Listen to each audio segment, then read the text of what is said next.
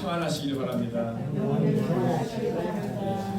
우리 사단이 평안하게 못합니다. 여러분.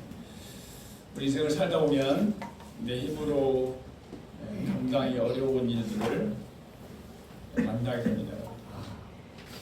이제는 끝났구나 이런 생각이 들 때가 많이 있습니다. 열심히 살아왔는데 결과는 참담해지고 관계도 깨어지고 건강도 약해지고 신앙의 열정도 식어버릴 때가 있습니다. 겉으로는 멀쩡해 보이는데 속이 바싹 메말라 있습니다. 지금 나의 모습이 혹시 이런 상태가 아닙니까, 여러분?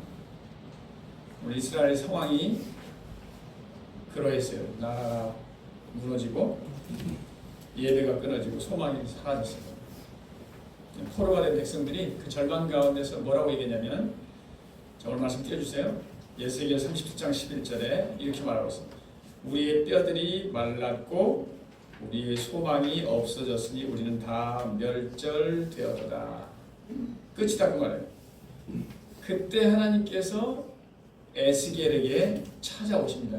그리고 환상 가운데 성령께서 그를 어디로 데려가냐면 마른 뼈 골짜기로 인도하십니다. 데려가셔서 이렇게 질문해요. 인자야, 이 뼈들이 능히 살 수 있겠느냐? 뼈가 가득한 골짜기에 데려가서 이 뼈들이 능히 살아날 수 있겠느냐? 이게 가능한 얘기입니까, 여러분?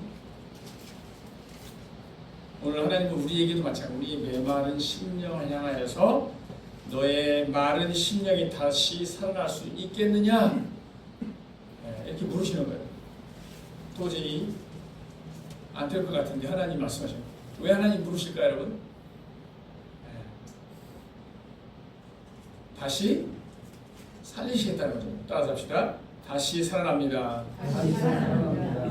다시 살아납니다. 근데 우리 신앙생활에 아무리 메말라 있어도 다시 살아난다는 거예요. 가만히 있으면 살아나는 게 아니라 하나님이 말씀하시면 다시 살아난다는 거예요. 따라서 합시다. 하나님이 말씀하시면 다시 살아납니다. 하나님의 말씀이 들리면 그 말이에요. 하나님의 말씀이 내 안에 들리면 그냥 우리가 그냥 집중하라고 듣는다고 되는 게 아니라 그 하나님의 말씀이 내 안에 들리기 시작하면 내 심령이 살아난다. 오늘 우리에게도 마찬가지로 이 뼈들이 능히 살 수 있겠느냐? 하나님이 저와 여러분을 향하여서 우리 메마른 심령이 다시 살아날 수 있겠느냐? 절망의 끝에서 몸부림을 치는 우리에게 하나님이 새 일을 시작하시겠다는 그 일을 하시기 위해서 우리를 뭐한다고요? 우리를 초청하는 내용입니다. 초청하는 내용입니다. 우리 어떻게 하면 이런 절망의 자리에서 다시 살아날 수 있을까? 어떻게 하면 우리가 새 일을 다시 기대할 수 있을까? 자, 우리 1절, 2절 함께 읽겠습니다. 1절, 2절 시작. 여호와께서 눈으로 너희를 인도하시고 그의 영으로 나를 데리고 가서 불쌍히 가운데를 주셨는데 거기 뼈가 가득하더라. 나를 그 뼈 사방으로 지나가게 하시기로 본즉 그 골짜기가 시즌에 뼈가 힘이 많고 아주 말랐더라. 네, 하나님이요 환상 속에서 나타나셔서 에스겔을 어디로 데려갑니까? 마른 뼈가 가득한 골짜기 데려가셔서 사방을 뭐예요? 둘러보게 하셨다는 거예요. 그 마른 뼈가 있는 골짜기 보는 것만 해도 이게 보통 일이 아닌데 뭐라고요? 사방을 지나게 하신 거다고요? 똑똑하게 보게 하셨다. 그 뼈들을 자세하게 보게 하셨다. 그 뼈들이 어떤 상태에서 여러분 뭐라고 되어 있어요? 힘이 많고 아주 말랐더라. 여러분 마른 뼈라는 건 이미 죽어있는 상태잖아요.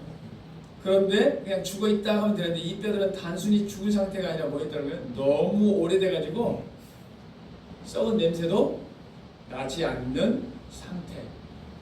그러니까 생명의 가능성이 1도 없는 상태임을 정확하게 지금 보여주고 있는 거예요.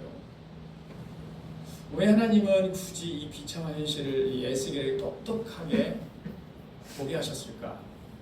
왜 보게 하셨을까요? 하나님은 먼저 현실을 정확하게 직시하라는 거예요.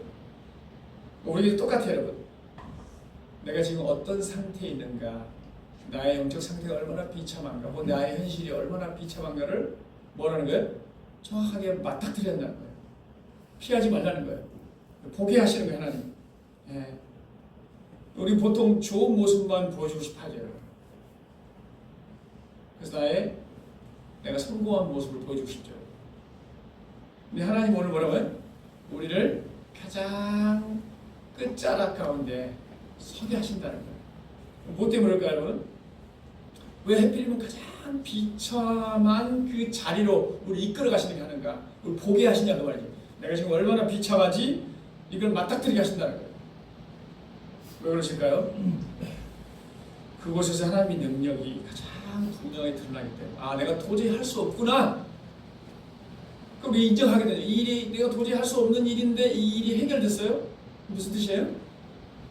하나님이 하셨다는 걸 보여준다는 거예요. 하나님이 하셨다는 거예요. 이 마른 뼈는 우리에게 어쩌면 우리 힘으로 도저히 해결할 수 없는 우리의 문제일 수 있는 거죠. 우리 현실이고, 현실이요. 현실을 직시하라. 하나님 말씀하시는 거예요.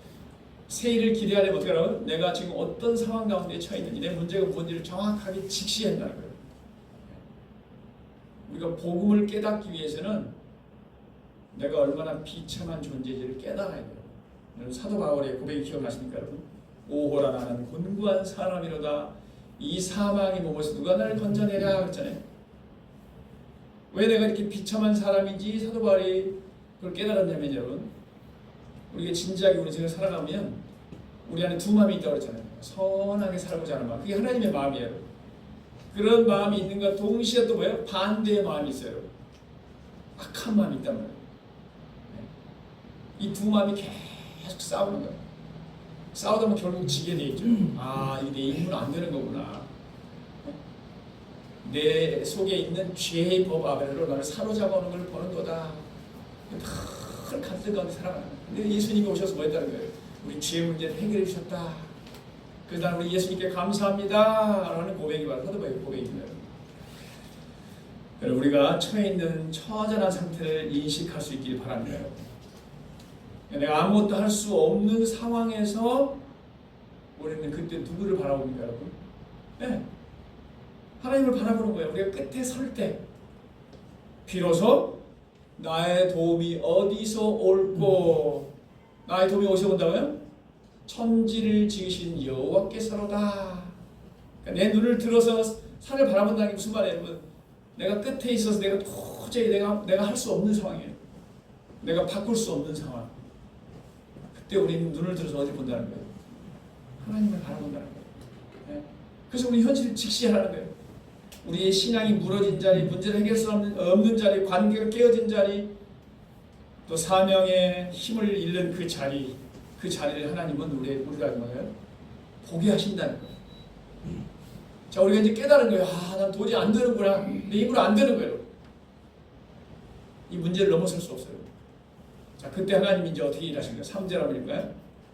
3절 시작. 그가 이르시되 인자야 이들이 능히 살 수 있겠느냐 하시기로 내가 대답하되 주 여호와여 주께서 아시나이다. 따라서 합시다. 이 뼈들이 능히 살 수 있겠느냐? 이 뼈들이 능히 살 수 있겠느냐? 하나님이 우리에게 물으면 이 뼈 골짜기 우리한테 왔는데 뼈가 가득하게 합니다, 여러분. 하나님 뭐라고 질문한다고요? 이 뼈들이 능히 살 수 있겠느냐? 가능한 얘기입니까, 여러분? 뼈들이 살아난다고요? 완전히 말라 비틀어졌다고 얘기잖아요. 도저히 살 수 없다고 얘기하잖아요. 가르쳐준 거예요. 보게 했잖아요. 상식적으로는 불가능하죠, 여러분. 근데 아유 불가능합니다 이러면 우리가 하나님이 전능하시고 부인하는 거잖아요. 이게 답하기 어려운데요. 오늘 에스겔이 뭐라고 답했어요? 주 여호와여 주께서 아시나이다. 기가 막힌 답이에요, 여러분. 네? 주님 아시잖아요. 이렇게 지금 답하신 거예요. 그 말은 맞죠, 여러분? 네. 주님 아실 거 아니에요. 근데 예매 뭐예요, 이게? 나는 모르지만 주님 아시잖아요. 나는 모르지만 주님 아시니까 답해 주세요. 애매한 것도 아니고 회피도 아니에요. 그렇게 들리는 거예요. 지금 이 답이에요. 따라서 합시다. 주께서 아시나이다. 주께서 아시나이다. 무슨 의도의 질문일까요? 그때 이 에스겔이 주께서 아시나이다. 내 이성과 경험으로는 불가능해 보이지만 듣다는 거예요. 생명의 주권은 오직 하나님께 달려 있습니다. 이 뼈들이 살아나는 것, 내 눈으로는 불가능하지만 이거 주님의 주권적 영역임을 저는 믿습니다. 주님은 하실 수 있습니다. 나는 못하지만 주님은 하실 수 있습니다. 그런 대답이에요. 그렇잖아요, 여러분. 뼈들이 어떻게 살아납니까, 여러분? 불가능하죠? 근데 우리가 불가능하다고 해서 하나님이 불가능한 건 아니잖아요, 여러분. 주님은 하실 수 있는 영역입니다. 그래서 이 문제 해답을 누구에게 맡기는 거예요? 하나님께 맡기는 거예요. 믿음의 고백입니다, 이게 지금. 그러니까 우리 회복이 어떻게 시작되는가를 보여주는 거예요.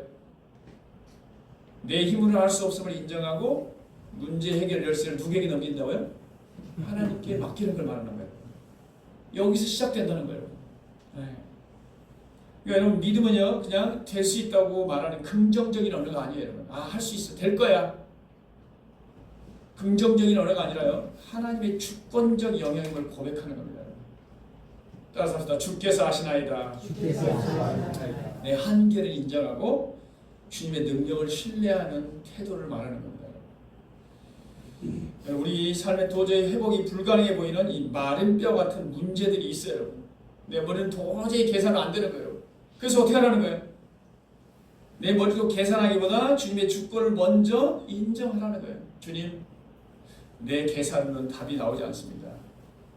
그러나 주님은 방법을 아십니다. 나는 주님을 믿습니다. 그 상황보다 크신 하나님을 뭐라는 거예요? 신뢰하라. 신뢰하라. 우리가 다시 살아나기 위해서, 회복되기 위해서는 먼저 우리의 한계와 현실을 분명하게 뭐라는 거예요? 직시하라. 자각하라는 거예요. 알라는 거예요. 현실을 직시하되 하나님의 시선으로 보라는 거예요. 나는 못하지만 하나님은 하실 수 있습니다. 저는 그것을 믿습니다. 이 뼈들이 능히 살아날 수 있겠느냐? 주께서 아시나이다. 주님만이 할 수 있습니다. 여러분 에스겔처럼 아브라함도 마찬가지예요. 100세 때 여러분 아들을 얻을 수 있습니까? 불가능하잖아요. 근데 뭐라고 그랬어요, 여러분? 저는 하나님의 약속을 믿습니다. 나는 못하는데 제 머릿속으로는 아이를 갖는 게 어려운데 하나님이 약속하셨기 때문에 저는 하나님의 그 약속이 이룰 줄 믿습니다. 라고 에스겔과 똑같은 답을 한 거예요. 의사가 환자의 상태를 정확하게 진단해야만이 어떤다고요? 치료가 시작되는 것처럼 우리의 영적 상태를 우리가 그대로 인정하고 고백할 때 회복의 역사가 시작된다. 여러분 올해 내 삶의 마른 뼈 골짜기는 무엇입니까, 여러분? 도저히 내가 해도 안 되는 부분이 있어요. 물질, 관계, 가정, 사역, 직장, 경제, 나의 영적인 상태, 영적인 침체. 오늘 그 자리에 하나님이 찾아오십니다, 여러분. 묻습니다, 여러분. 이 마른 뼈들이 살아나겠느냐? 주님 하실 수 있습니다. 나는 어떤 마른 뼈와 같은 상황을 피하고 있지는 않습니까, 여러분? 해결을 내 능력에서 찾으려다가 막 지치지 않고 있습니까? 내 계산을 내놓고 문제 열쇠를 주님께 넘겨드릴 때 하나님께서 우리의 삶을 회복시킬 줄 믿습니다. 그래서 현실을 직시하고 하나님의 주권을 인정하는 우리 모두가 될 수 있기를 주의 이름으로 축복합니다. 자, 우리 현실을 인정하고 두 번째 그렇다면 어떻게 해야 될까요? 4절, 5절 같이 읽겠습니다. 시작. 또 내게 이르시되 너는 이 모든 뼈에게 대하여 이르기를 너희 마른 뼈들아 여호와의 말씀을 들으시라. 주 여호와께서 너희 뼈들에게 이같이 말씀하시기를 내가 생기를 너희에게 들어가게 하리니 너희가 살아나리라. 여러분 하나님이요 에스겔을 마른 뼈 골짜기 데려가는 게 이상한데요. 현실을 다 포기한 다음에 지금 이상한 명령을 하세요. 어떤 명령을 했어요? 너는 이 모든 뼈에게 뭐하라고요? 대언하라. 하나님 말씀을 선포하라는 거예요. 하나님 말씀을 전하라는 거예요. 예? 아니 하나님 직접 말씀하셔도 되잖아요. 하나님이 딱 한마디 하시면 어떻게 돼? 온 우주 만물도 말씀 한마디면 다 창조 가능하잖아요. 근데 왜 하나님은 굳이 에스겔에게 대언하라고 하십니까, 여러분? 그러니까 이 마른 뼈들이 살아날 수 있겠느냐라고 여러분 질문하는 의미는 뭐죠, 여러분? 하나님 살리시려고 그런 거잖아요. 그럼 직접 딱 선포해도 되는데 에스겔에게 대언하라고 말씀하십니다. 이게 하나님이 일하는 방식이에요, 여러분. 하나님은 당신이 직접 일하시는 게 아니라 뭐라고요? 사람의 입술을 통해서, 우리를 통해서 하나님 말씀이 선포되기를 원하는 거예요. 하나님 우리에게 입술에 권세를 주셨어요, 여러분. 예수님도 그러잖아요. 하늘과 땅의 모든 권세를 내게 주셨으니 그러므로 너희는 가서 모든 족속으로 제자를 삼으라. 복음을 전하라 할 때도 그냥 가라고 하지 않고 뭐라고요? 하늘과 땅의 모든 권세를 너에게 위임했으니 그 권세를 가지고 나아가라. 하나님은 우리에게 권세를 주시고, 이 말씀이라는 권세를 주시고, 우리가 선포한, 믿음으로 선포하면 뭐 하겠다는 거예요? 그 말씀들을 이루시겠다는 거예요. 우리를 통해서 일하시겠다는 거예요. 자, 이 뼈들이 능히 살겠느냐? 과연 하나님께서 어떻게 살리십니까? 그 살리신 방법을 지금 우리에게 보여주고 있는 거예요. 너는 이 모든 뼈에게 대언하여 이르기를, 이 뼈들에게 이같이 말씀하기를, 대언하여 이르기를, 말씀하여 이르기를, 이렇게 하나님의 말씀을 대언하라, 선포하는 거예요. 그럼 어떻게 했다는 거예요? 내가 생기를 너에게 들어가게 하리니 너희가 살아나리라. 그러니까 에스겔이 해야 될 일은 뭐예요? 뭐 하는 거예요? 하나님 말씀을 그대로 선포하는 거예요. 아까 전에 내가 생기를 너에게 들어가게 하리니 너희가 살아나리라. 하나님 말씀을 대신 선포하기만 하면 되는 거예요, 여러분. 근데 여러분, 우리가 하나님 말씀을 대언할 때 우리가 누구에게 얘기합니까, 여러분? 살아있는 사람에게 얘기해요? 아니면 죽은 사람에게 얘기합니까, 여러분? 죽은 사람에게 얘기합니까, 여러분? 우리 장례 예배 드릴 때 여러분, 위로 예배 드리는 것도 마찬가지고요. 떠나간 사람을 위해서 예배 드리는 게 아닙니다, 여러분. 우리 기독교는 뭐라고요? 살아있는 사람을 위해서 전하는 거예요. 우리가 정말 존경했던 분이 떠나갔을지라도 이 예배가 지금 그분을 위한 예배가 아니에요, 여러분. 누구라고요? 살아있는 사람들을 위한 예배죠, 여러분. 근데 오늘 지금 하나님이 에스겔에게 대언하라고 시킨 대상이 지금 누구예요? 누구를 향하여 대언하라는 거예요? 네? 누구를 향하여 지금 대언하라고 얘기했어요? 너는 이 모든 뼈에게 이르기를 했잖아요. 뼈에게, 죽은 대상에게 말씀을 뭐라고요? 선포하라는 거예요, 여러분. 예. 왜 여러분 우리 뼈를 향해서, 산 사람이 아니라 죽은 사람을 향해서 하나님 말씀을 대언하라고 하실까요? 원래는 말이 안 되잖아요, 여러분. 하나님 말씀은 인간의 상식을 초월해서 역사하기 때문에 지금 보라는 거예요. 하나님의 말씀이 얼마나 위대한가를 보라는 거예요. 이 뼈들을 향해서, 죽은 대상을 향해서도 말씀이 선포될 때 하나님의 말씀의 능력이 어떻게 나타나는가를 보라. 하나님의 말씀에 권능이 있다는 거예요. 회복은 이 대상의 상태가 중요한 게 아니라 뭐가 중요하다는 거예요? 말씀의 능력이 중요하다는 거예요. 그러니까 저와 여러분의 상태, 우리가 얼마나 말라 비틀어졌는가, 우리가 얼마나 절망 가운데 있는가가 중요한 게 아니라 뭐라는 거예요? 하나님의 말씀이 그 속에 들어가기만 하면 뭐 한다는 거예요? 역사하신다는 거예요. 예. 말씀이 우리 안에 들어오면 우리가 살아나게 된다는 거예요. 저와 여러분이 구원을 받았다면 여러분, 우리가 어떻게 구원을 받았을까? 우리가 오늘 아멘에서 받았을까요, 여러분? 너희가 거듭난 것이 썩어질 씨로 된 것이 아니요 썩지 아니할 씨로 된 것이니 뭐라고요? 살아있고 영원히 있는 하나님의 말씀으로 되었느니라. 그러니까 여러분, 하나님의 말씀이 우리 속에 들어와야만이, 그게 들려야만이, 그걸 믿어지는 걸 말하는 거예요. 그냥 단순히 의지적으로 딱 믿었다고 되는 게 아니에요, 여러분. 그 말씀이 들려지면, 믿어지면 어떻게 된다는 거예요? 우리 영혼이 살아난다는 거예요. 그러니까 말씀이 영혼을 우리 살리는 강력한 능력이 있다는 걸 말해주는 거죠. 그래서 여러분, 우리가 하나님 말씀을 대언하면 어떻게 나와요? 하나님은 그 말씀 그대로 이루십니다. 그래서 오늘 에스겔이 하나님 말씀에 순종해서요, 말씀을 선포할 때 어떤 일이 생겼는가? 6절 7절. 자, 6절에서 이렇게 말합니다. 너희 위에 힘줄을 두고 살을 입히고 가죽으로 덮고 너희 속에 생기를 넣으리니 너희가 살아나리라. 하나님이 말씀하신 대로 에스겔이 대언하면은 이런 일이 벌어진다는 거예요. 자, 그리고 나서 실제로 7절 한번 읽겠습니다. 같이 7, 8절 시작. 이에 내가 왕을 따라 하나님이 대언하기에 소리하고 움직이며 이 뼈 저 뼈가 드러나자 뼈들이 서로 연결되더라. 내가 보고 보니 그 뼈에 힘줄이 생기고 살이 오르며 그 위에 가죽이 덮이나 그 속에 생기는 나오더라. 네, 하나님 뼈들을 향해 마른 뼈들을 향해 그대로 대언했을 때, 자 뼈들이요, 그 수많은 뼈들이 막 흩어진 뼈들이 소리를 내면서 뭐 하는 거예요? 막 움직이기 시작하면 뭐 했다는 거예요? 연결돼가지고 뼈 조직이 딱 이루어졌다 그 말이에요. 힘줄이 생기고 살이 붙고 살 가죽이 딱 덮였다. 이게 어떻게 이렇게 된 거예요? 하나님 말씀하신 대로 그대로 에스겔이 선포했을 때 그대로 이루어졌단 말이에요.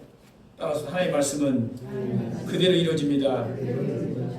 오늘 말씀 그대로입니다. 이같이 말씀하시기를 너희가 살아나리라.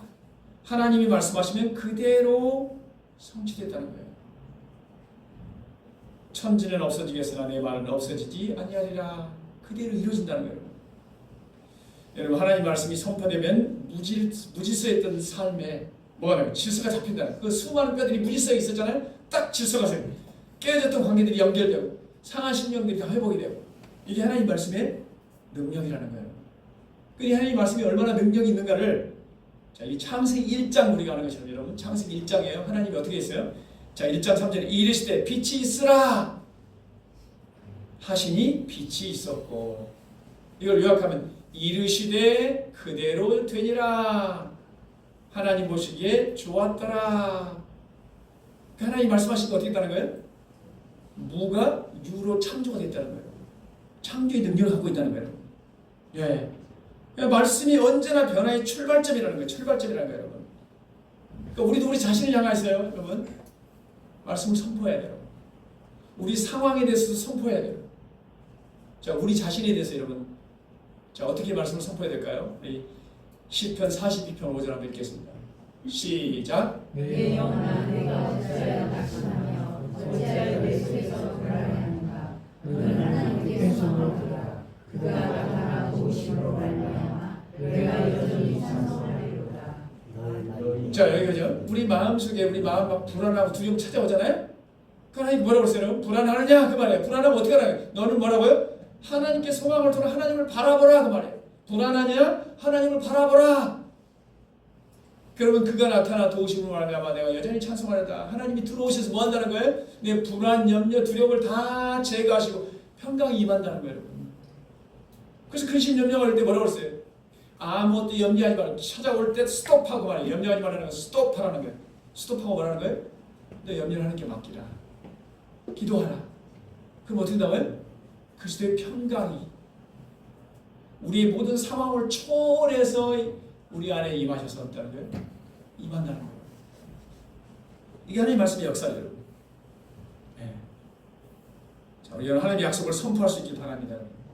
우리가 처해 있는 상황 속에서도 이 상황이 해결되도록 선포하라는 거예요. 말씀의 능력으로 선포하라는 거예요. 그 말씀을 우리 속에 들리게 하라는 거예요, 여러분. 자, 민수기 14장 28절로 같이.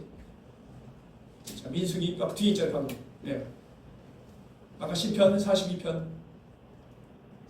네. 자, 민수기 같이 읽겠습니다. 시작. 너희 말이 내게 들리는 대로 내가 너희에게 하나님이. 자, 우리가 왜 하나님의 말씀을 선포해야 되냐면 뭐라고 그랬어요, 하나님이? 들리는 대로 우리가 선포했잖아요. 들리는 대로. 사실은 그 말씀이 하나님께 당연히 들리죠, 여러분. 누구한테 들으라는 얘기예요, 여러분? 우리 영혼. 하나님이 우리에게 기도하라 할 때도 크게 막 소리 부르라 할 때잖아요.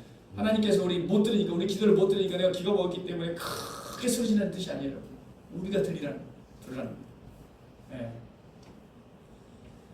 올해 우리의 영혼과 가정과 교회, 또 우리 삶에 하나님의 말씀을 선포할 수 있기를 바랍니다. 우리 환경을 향해서, 내가 처해 있는 환경, 상황을 향해서도 뭐라고요? 선포하라. 사막 같은 자리 위에서도 말씀을 선포하라. 하나님의 말씀이 역사하시겠다는 거예요. 네. 오늘도 우리 교회와 우리 모든 성도들의 회복이 말씀으로 시작된다는 것을 여러분 기억하시고요. 말씀이 들려질 때 우리가 절망 속에서도 소망을 발견할 수 있습니다. 나는 말씀을 정보로만 혹시 듣고 있지 않습니까, 여러분? 아, 좋은 말씀이다. 지혜의 말씀이다.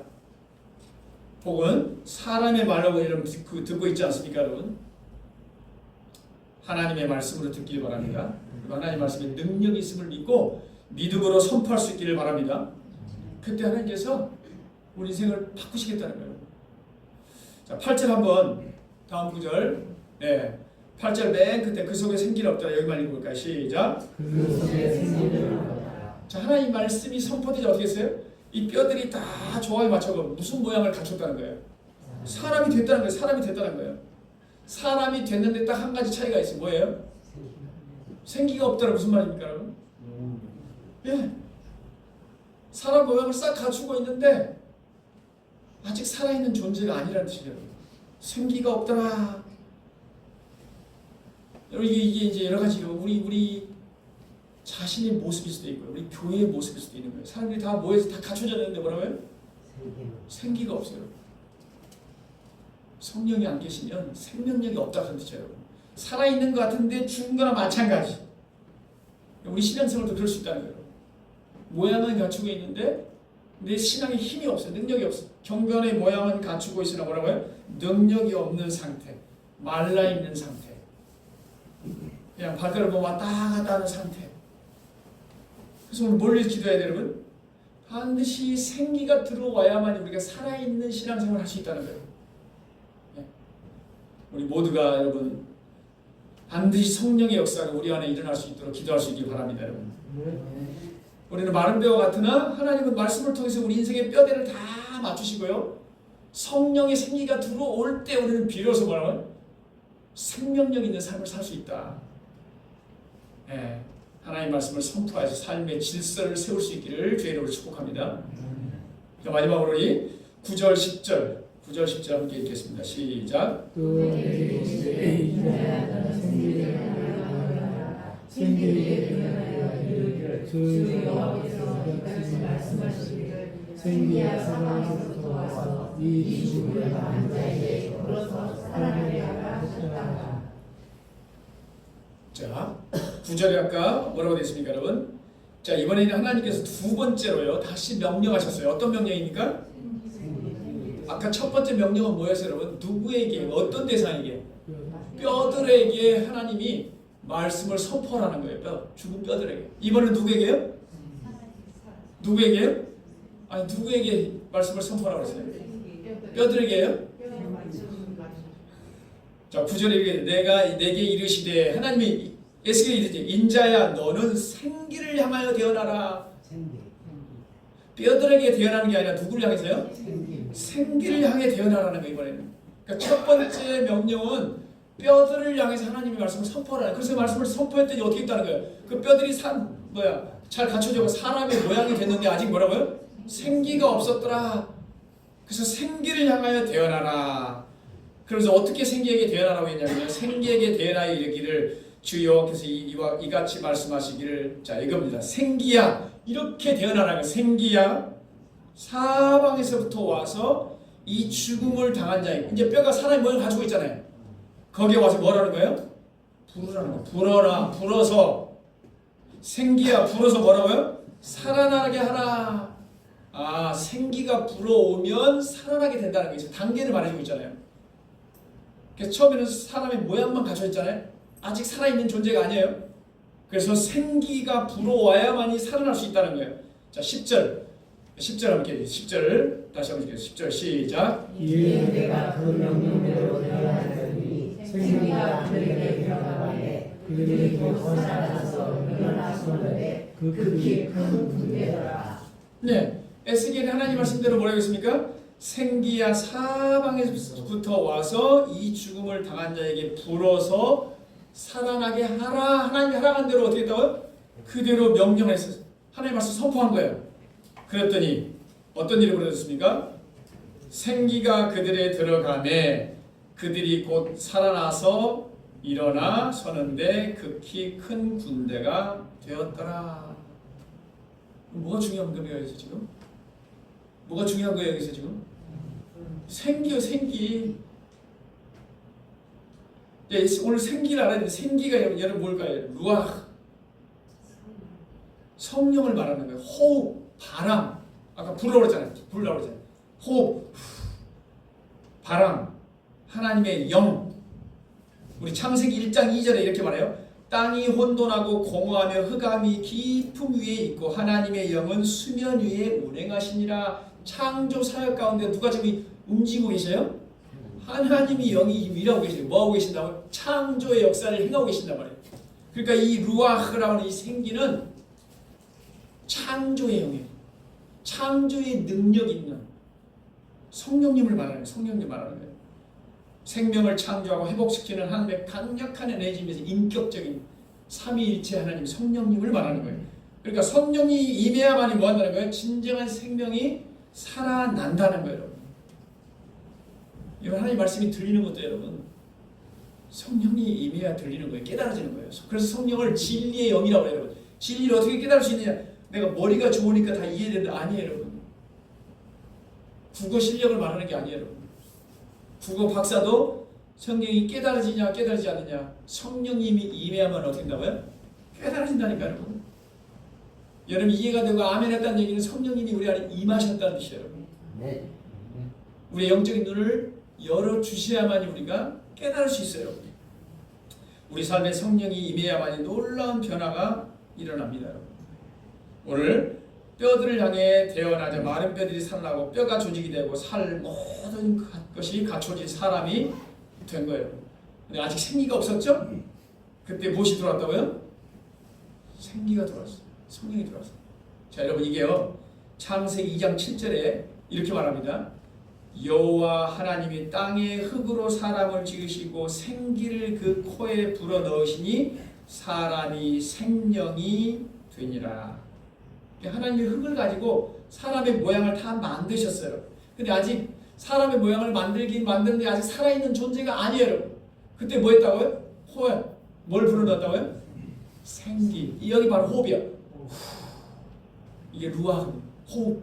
하나님의 그 호흡을 딱 불어넣으니까 뭐 했다고요? 살아있는 사람의 존재가 되었다. 모든 것이 성령을 통해서 완성이 되는 걸 보여주고 있죠, 여러분. 네? 자동차가 똑같아요, 여러분. 자동차 지금 얼마나 멋있습니까, 여러분? 잘 만들었어요. 근데 여러분 진정한 자동차가 되는 건 뭐예요? 시동을 딱 걸어서 달릴 때 자동차가 되는 거예요. 근데 잘 만들어놨는데 시동이 안 걸려. 움직이질 못해. 그럼 뭐예요? 고철덩어리. 우리도 마찬가지 여러분. 성령을 받아야만 우리가 하나님의 자녀가 되죠, 여러분. 누구든지 그리스도의 영이 없으면 그리스도의 사람이 아니라. 그래서 우리 삶에는 여러분 말씀과 성령 이 두 축이 필요한 거예요. 성령은 이 말씀을 통해서 역사하시는 거예요, 여러분. 자, 그래서 여러분 생기가 들어가자 어떻게 했다고요? 살아났다고 그랬죠, 여러분. 살아났는데 여러분 그냥 살아난 게 뭐예요? 죽은 뼈가 살아나고 군대가 되었다고 말하고 있는 거예요. 여러분 그냥 살아났습니다. 죽은 자가 살아났습니다. 우리는 거기서도 이미 기적을 맛봤기 때문에 그 다음을 생각을 안 하는데 그냥 살아난 게 아니라 뭐 했다고요? 살아난 사람들이 아니라 군대가 되었다. 하일이라고 하는 단어예요. 여러분 힘있고 조직하게 강력한 군대를 뜻합니다. 도대체 무슨 말 하는 거예요? 이게? 그러니까 하나님은 단순히 마른 뼈를 살아나게 하시는 게 목적이 아니라는 거예요, 여러분. 그러니까 하나님이 저와 여러분을 단지 하나님 믿고 구원받고 천국 가세요 끝나는 게 아니라 뭘로 부르셨다고요? 하나님 나라의 군대로 우리를 부르셨다는 거예요. 이걸 소명이라고 소명이에요. 그러니까 하나님이 저와 여러분을 살려주셨어요. 하나님 감사합니다. 구원받게 하셨어요. 이걸 끝나는 게 아니라 하나님 나를 하나님 나라의 군대로 부르셨구나. 복음을 증거하는 군사로 부르셨다는 거예요, 여러분. 이 사명이 우리에게 회복될 수 있기를 바랍니다, 여러분. 세상을 이기는 강력한 하나님 나라로 군대로 세우셨다. 이 마른 뼈처럼 세상이 우리를 바라볼 때 어떻게 생각하겠어요, 여러분? 마른 뼈 같은, 보잘것없는, 별로 겉보기에 우리가 뭐 내세울 게 뭐가 있어요, 여러분? 근데 하나님 우리를 향해서 뭐라고요? 너는 나의 군대다는 거예요. 내가 나의 모든 권세를 내게 맡겼다. 이 권세를 사용해서 이 세상을 새롭게 하라는 거예요. 생명을 살리는 군대. 근데 이 일이 어떻게 일어난다고요? 성령님이 임하면 돼요. 오직 성령이 너에게 임하시면 너희가 권능을 받고 예루살렘 온 유다 사마리아 땅까지 이르러 뭐가 된다고요? 내 증인이 되리라. 억지로 되는 게 아니에요. 성령이 우리 가운데 임하면 우리로 하여금 계속 복음을 증거하도록 하나님 안에 군대로 살아가도록 막 우리를 움직이게 하신다고 말해요. 우리도 기도할 수 있게 바라면 성령님 내 안에 임하여 주소서. 성령의 바람을 불게 하여 주소서. 그 내가 움직이도록 내 속에 있는 마른 뼈들이 다 살아나도록 살아나서 막 역동적으로 움직이도록 성령님 내 안에 강력하게 임하여 주소서. 여러분 이 스펄전 목사님이요 평생 우울증과 통풍으로 고통을 받았어요. 오늘 우울증으로 무기력에 빠졌을 때요 그가 어떻게 일어섰는가를 고백을 하는데요 성경 한 구절을 붙들고 일어섰다고 말하고 있어요. 우리가 잘 아는 내용이 이사야 41장 10절 두려워하지 말라 내가 뭐라고요? 너와 함께함이니라. 놀라지 말라 나는 내 하나님이 됨이니라. 나는 내가 너를 굳세게 하리라. 내가 너를 굳세게 해주겠다. 참으로 나의 의로운 오른손 너를 붙들리라. 그러면서 그가 이렇게 고백해요. 내 감정은 날씨처럼 확 왔다 갔다 변하고 마른 뼈처럼 딱딱할 수 있지만 하나님의 약속은 결코 변하지 않는 사실을 내가 깨달았다. 그 약속이 뭐예요? 나는 두려워하고 나는 놀라워하는데 내가 너와 함께하겠다. 내가 너 도와주겠다. 그리고 나의 의로운 오른손으로 너를 붙들어주겠다. 바로 그러니까 저거 여러분이 하나님 붙들잖아요. 근데 어떤 때는 믿음이 약해져서 잘 못 붙들어요.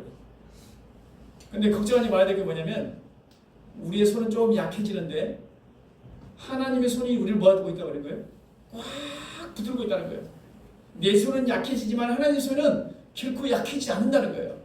그러니까 우리 감정이 좀 이렇게 왔다 갔다 하기도 하고 우리 믿음도 약간 왔다 갔다 하는데도 걱정하지 말라는 거예요. 두려워하지 말라. 내가 너를 도와주겠다. 그 약속을 붙들고 그 모든 수많은 폭풍을 다 이겼다라고 고백하고 있어요. 네. 성령이 우리 안에 들어오면 우리 전제 자체가 바뀝니다. 새로운 피조물이 될 것이다. 여러분 하나님은 오늘 우리를 속에서 새 일을 행하시겠다고 말씀하십니다. 마른 뼈 같은 우리 인생을 향하여 이 뼈들이 살아날 수 있겠느냐? 오늘 성령의 생기가 필요한 그 영역, 성령이 내 안에 강력하게 역사해야 될 영역들이 있어요. 그 하나님 앞에 뭐라는 거예요? 이 부분에 있어 내가 약합니다. 하나님께 그걸 내려놓으시라는 거예요. 영적인 무기력, 또 식어버린 기도, 예배생활, 또 관계의 상처, 이 모든 부분에 뭐가 필요하다고요? 성령의 강력한 역사가 필요하다고. 성령님 내 안에 임하소서. 성령이여 내 안에 강력하게 임하되라고 기도하는 우리 모두가 될 수 있길 주의 이름으로 축복합니다. 나는 성령님의 도우심을 인정하며 의지하고 있습니까? 내 안에 있는 혹시 종교적인 습관 아니면 살아있는 신앙을 생활하고 있습니까? 성령님 제 영혼에 생기를 불어 넣어주옵소서.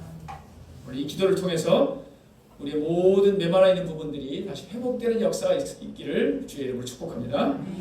자, 오늘 말씀을 생각하면서 우리 찬양하기 원합니다. 오늘 하나님은 말씀하십니다. 아무리 우리가 절망적인 상황 가운데 있다 할지라도 모든 상황이 주님의 주권 안에 있다. 우리의 현실을 직시하라. 주님께 주권을 맡기면 우리 인생이 살아난다고 말씀하십니다. 말씀이 선포되면 회복의 질서가 시작된다고 말씀하십니다. 성령의 생기가 임할 때 하나님의 군대로 세워진다고 말씀하십니다. 오늘 말씀을 생각하시면서 성령님을 간절히 기대하면서 찬양합니다. 무한 시절 지날 때 기쁜 한숨 내쉴 때 나는 풍덩 오시며 사는 분인데 그와 같이 너희를 버려두지 않으니